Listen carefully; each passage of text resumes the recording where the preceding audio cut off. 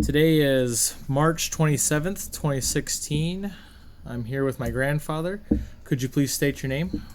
Maurice Bierschbach. All right. We're here to talk about his World War II experience in the Pacific. So, would you like to state your rank maybe and your service number? Let's see. What do you go in as a seaman apprentice, and then a seaman second class, and then seaman first class? And when you're out at sea, they don't advance your rank. In our ship, anyway, they didn't. Maybe they do nowadays. I don't know. So that's why then I just stayed at the seaman first class till I got out. Okay. Do you remember your service number at all? 9844823. Awesome. Do you remember the ship's number? Like what? CVL-27. I was on the Cabot for a short time. I don't even remember how long. But out at sea mainly I was on Langley. And then actually, before I got out, I was on Wichita. On the Wichita, okay. That was a cruise. That was a cruiser. I see. But nothing really happened from that. And what was your job for the Langley there then? My job was, I was in the gunnery division, and the guns that we fired were 40 millimeter cannons. Ours was a twin. They had a quad on forward and a quad on rear. The quad on the forward never worked right. I think the sea hit it every time we got in a rough place. So that's, all I did is, we had 4 ways to shoot that gun.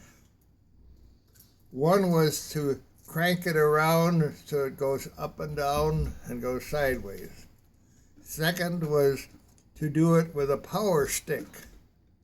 We run a hydraulic, we just run it and then watch the tracers. That's the second way. The third way, manually and with that stick. There was really 4 ways. I can't even think what the fourth way was. We could tag into the tower and they'd fire the shells for us. Okay. Up, they would point it and everything. But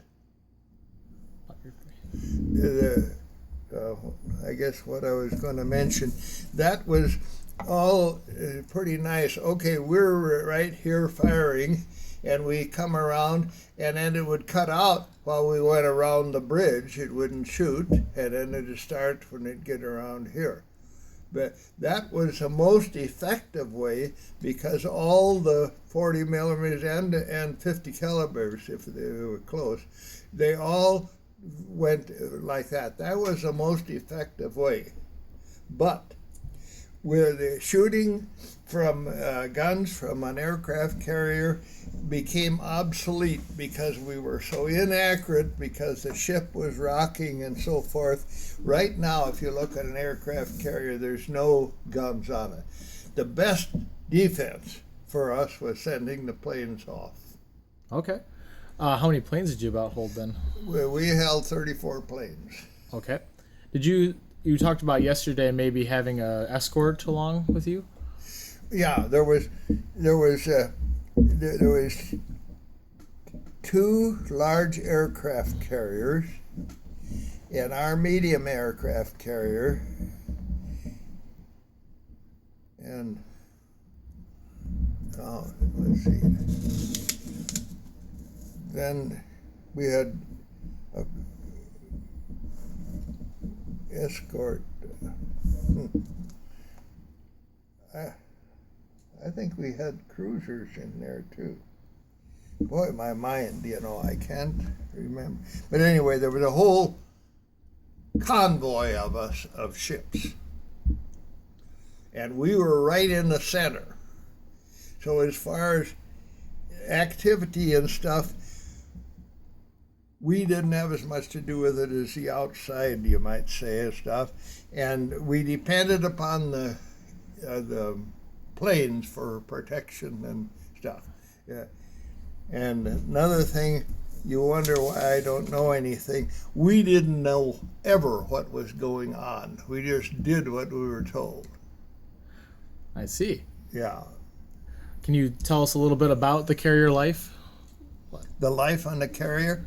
Okay. We left, say we left San Francisco at about 4 o'clock in the afternoon. And then I was on watch from 4 to 8. And then I was anyway, when I got off and I went down below decks and saw everybody was sick, I went above deck and I never got seasick. Yep.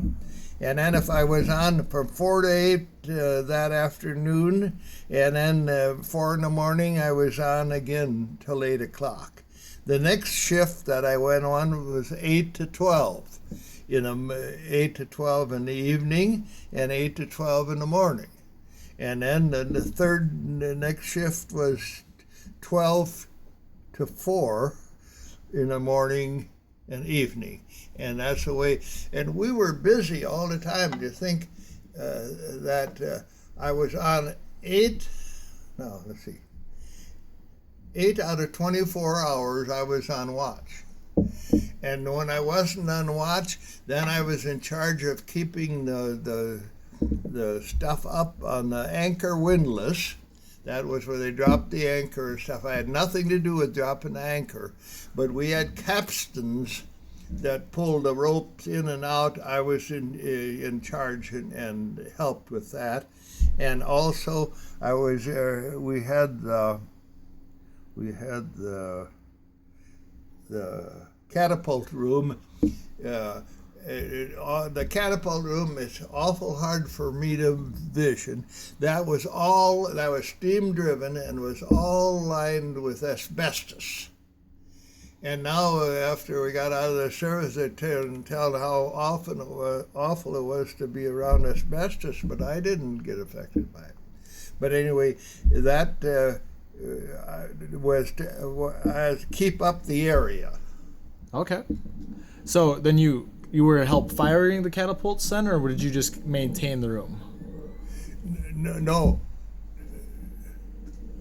the catapult, the way it worked is the guy stood alongside the plane, and there was a button right on the deck. And when he told the pilot to get ready and everything, the last thing he looked at when he pushed that button, I think he pushed it with his foot, I can't remember, to make sure that guy's head was back against the backrest, because that would have broke his neck. Really? Yeah, they were afraid it was going to anyway. That he had to have his head back. Then the same thing when he landed at the other end. They made he was coming in, his head was supposed to be against a pad in front, and if it wasn't a head, they made him fly around again. Really? Yeah, because that was such a jolt. The catapult to send him off, and arrestor to get him stopped. Okay. So did all the planes need catapults then to take off? No.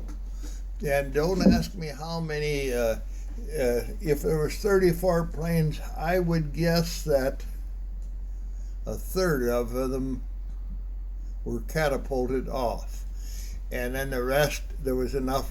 See, with all those planes stacked on the flight deck, there's not room to take off. So the numbers failed. I should know exactly how many, because where I sat on the 40 millimeter cannon, about this much, about 6 feet higher than, about 6 feet up was a flight deck. We were right next to it, out in the open. Now, that's one thing about a carrier. You're right out in the open where things are happening. If I was on a cruiser, we couldn't fire the guns. You couldn't be above decks deck when they fired them. Neither did, and same with the battleship. So, anyway, what else I'm going to tell you? Oh, yesterday we were talking to Grandpa afterwards, and he told us a story about one of the cables that catches the planes after they come in. Yeah. There was 2 or 3 sets of cables that stretched across the deck, and then there was little things that they raised those up about 2-3 inches when the plane was to come in, and the plane had a hook behind, and that was to hook that, and that would arrest it. If they missed the first one, then they get the second one, and I don't know if there was a third one or not, but then after, if they missed all those, then there was a cable, just like alongside of a highway, to stop, to grab, for the plane to hit. And I think there was 2 sets of those. I think I got pictures of the ship. Maybe it would show that. I don't know. But anyway, finally, that's what stopped the plane if they didn't hook that cable right. Interesting. So did any of the pilots ever go wrong with that? Did anything ever happen, like an accident or anything? The only thing I can remember is, then alongside the deck of the ship, down there was a netting. There was a platform out there, and then a netting below. And when each plane came in, the guy was flagging them in. And then, if it didn't look right, he would make them go up and around again.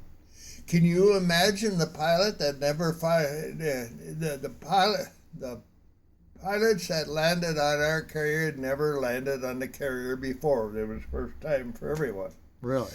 So, if they came in and it didn't look right, it flagged them off, and they came around again.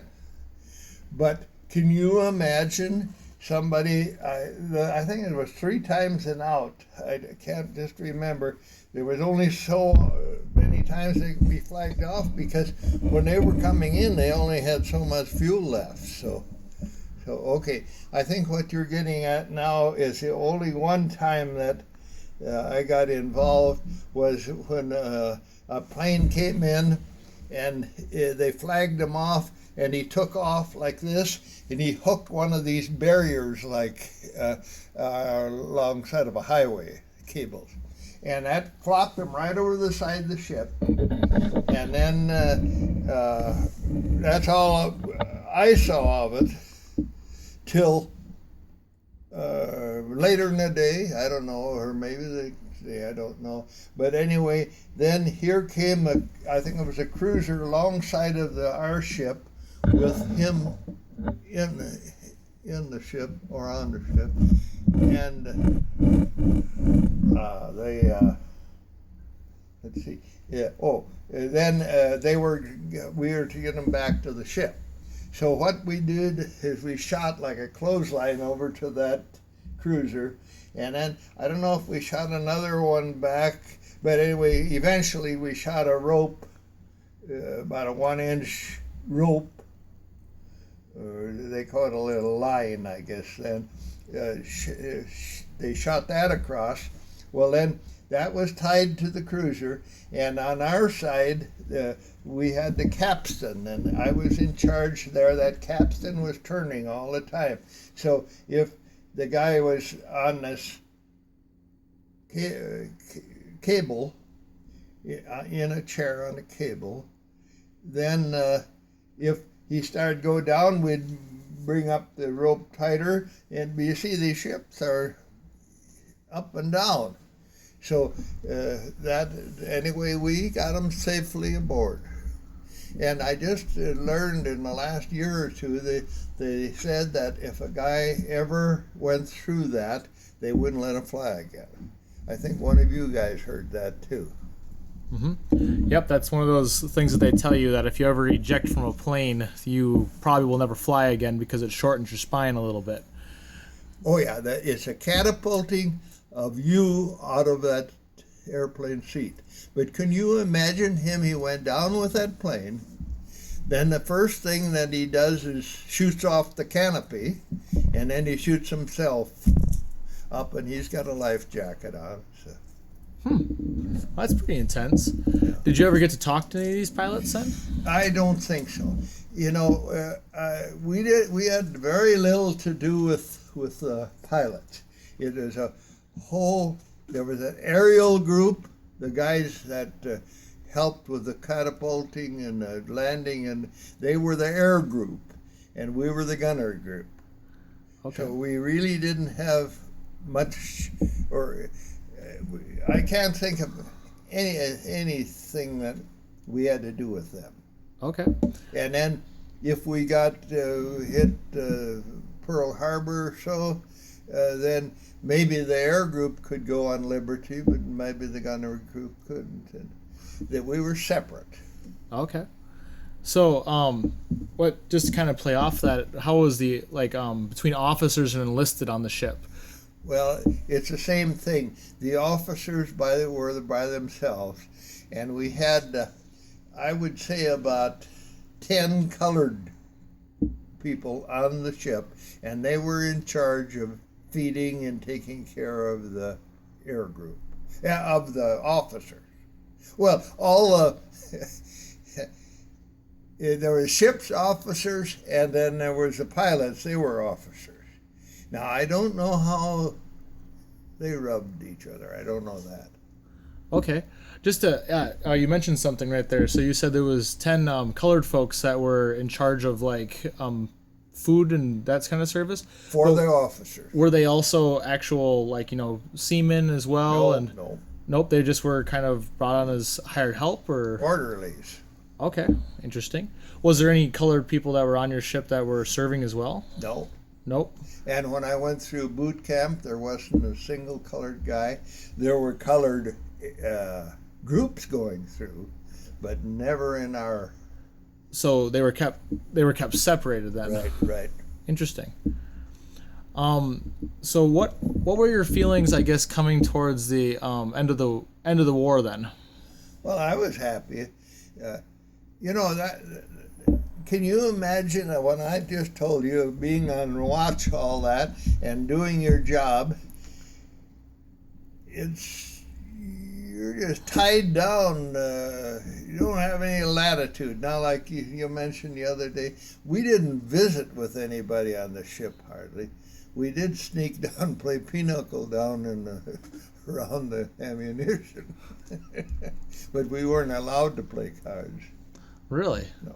So, what was it? What was the day that you found out the war was over? What was that kind of feeling or story for you? Well, I guess what goes through my mind, it came through some communication that the war was over, and it trickled to us seamen some way.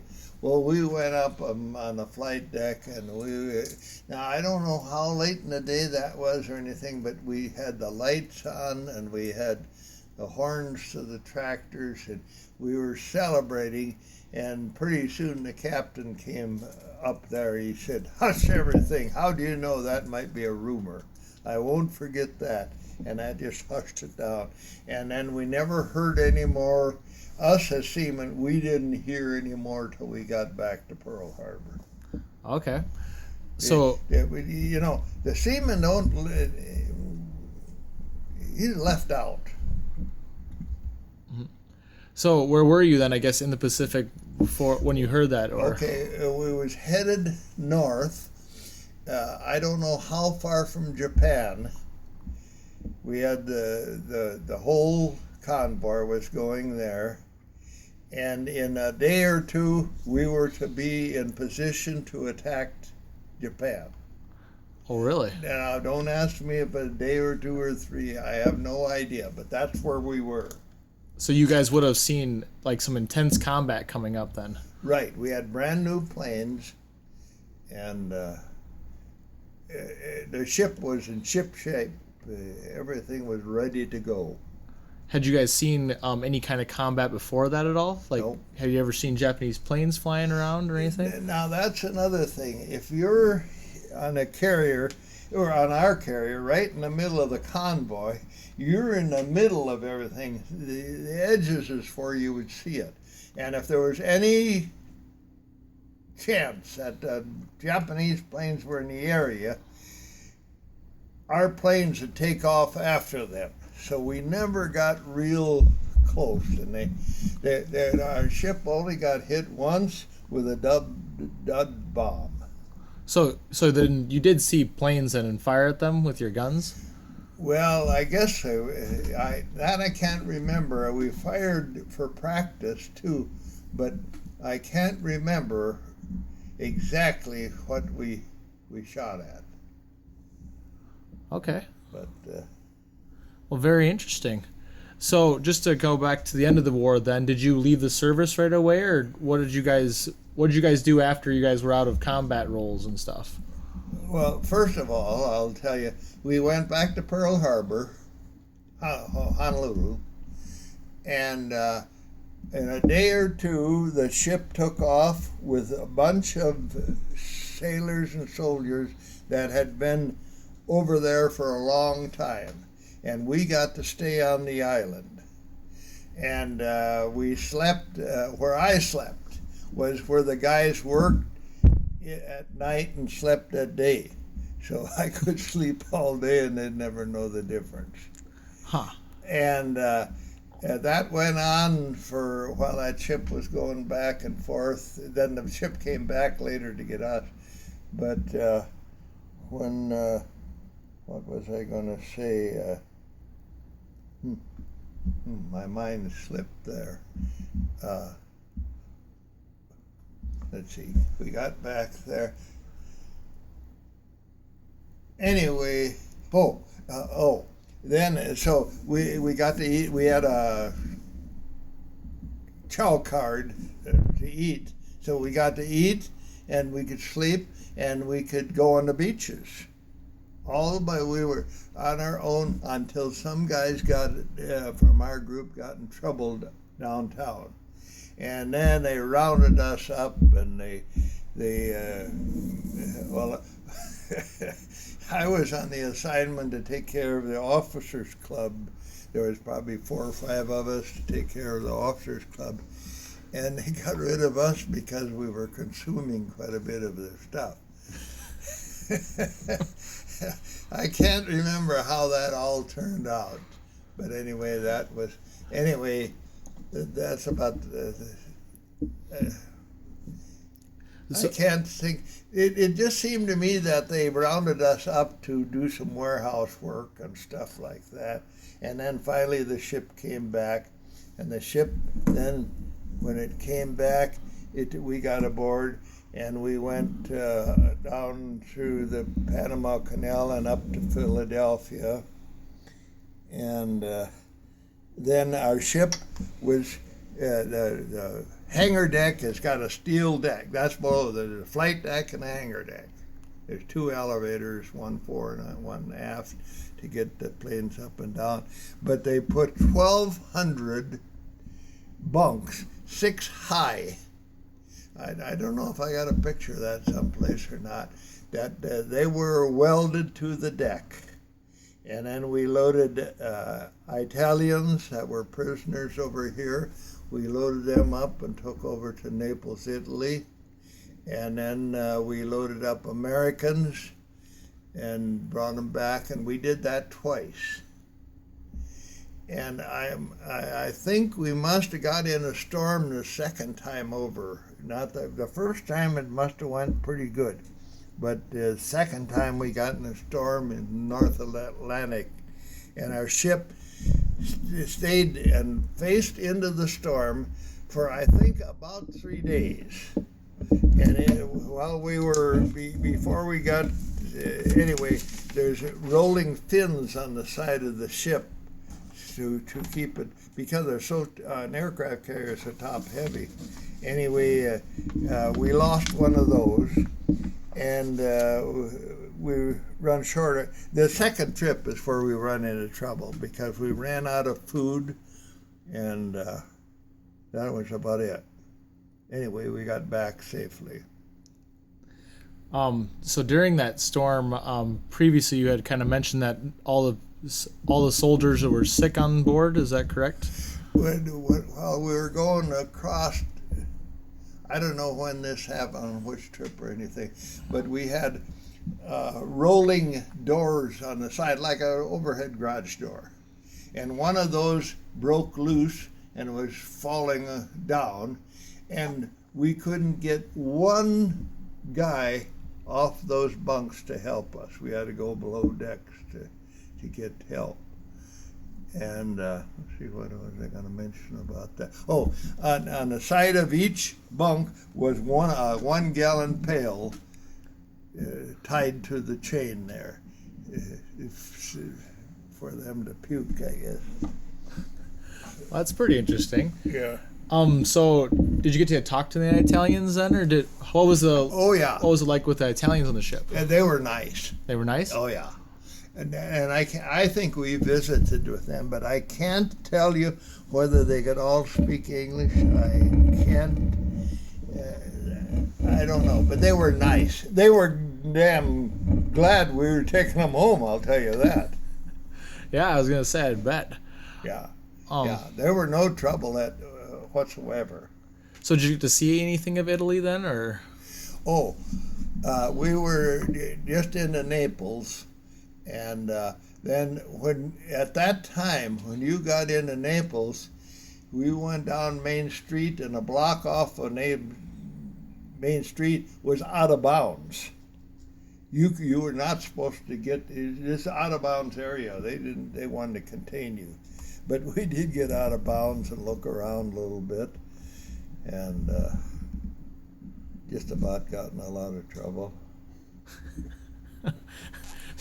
So would you say your time in the service had a few hiccups then along the way as you're trying to get in trouble here, all these places?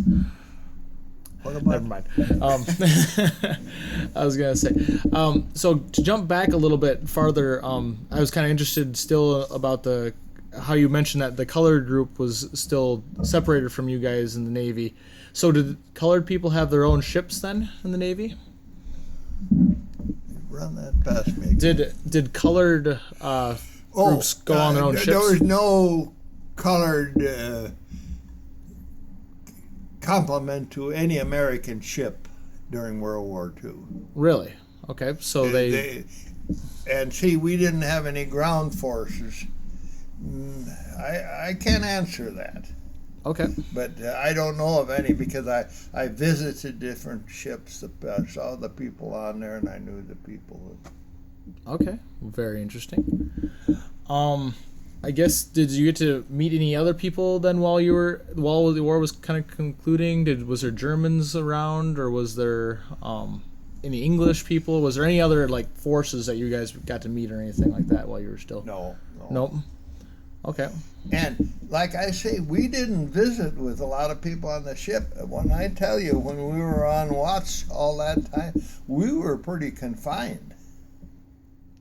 You know, up in a crow's nest 8 out of 24 hours a day, and then at work during the working hours. If you were off out of the crow's nest during the working hours, you were working in your area.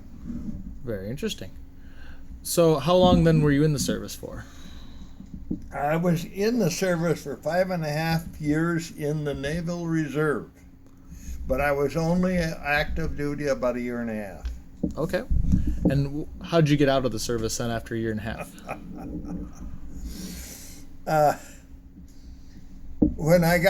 After we got back to Philadelphia with the ship the second time from Italy, then we decommissioned it. We wrapped the guns, we put sealant on them. I can't think of it all we did. We decommissioned the ship. Then I got off of that ship and went on the USS Wichita. And then I was assigned to sick bay. So every morning at about 8 o'clock, well, the guys came in for shots or what the hell, I don't know what all we treated, but mainly first aid type things and shots. And that was I was in charge. When they came in, they either had a sheet that showed they needed this or that. And maybe I got done giving the shots at 10:30 in the morning, and then I was pretty free to do what I wanted in my sick bay. Oh. And the guy that was in charge there said, would you like to get out of the Navy? I said, yeah. He said, well, if we send your name in from sick bay, you get out. And I put my name in, I got out. Was there a lot of guys doing that then? No. No? Just connected with the medical field. Good contacts then. I'll never forget that he said, if it goes in for the sick bay, you get out. There's no question. Well, interesting. Yeah. So then did you, oh, go ahead. Were you going to add something? No, that's about it. Anyway, then I got back to Great Lakes, Illinois, and got discharged and jumped on a train, came home. And that was it. Well, very interesting. Yeah. Would you say that your overall time in the service was a positive one then, or? Well, yeah, first place, the duty on an aircraft carrier, in my opinion, is the most interesting of any stage of the Navy, because, like I say, when we fired the guns and all that and watched the planes go off, look at the activity that we had. And so I think it's the most interesting. But as far as the first Langley was sunk, the first Langley was a wooden deck on the top of a cruiser. Never got in a war. That was made out of wood. The second one was in World War II and got sunk, and we were the third one. And the bad thing about being on a carrier, the Japs would have sooner sunk a carrier than a battleship because of all those planes. This is very true. Yeah. So you then were a little bit frightened at times, I guess, then, because you felt like you were being more targeted then? So Not really. You didn't have time to think. Most of the time you didn't have time to think. Okay. Yeah, and you didn't know what was going on. The seamen, the officers knew exactly what was going on, but we didn't. Okay. So did you feel that you were in good hands then? Oh, yeah. Well, very good. And everybody watched out for everybody, you know. Good deal. Did you keep in touch with any of your seamates then? There was one guy in Minneapolis that, I guess I mentioned this before. His name was John Feast. And I don't know how I got acquainted with him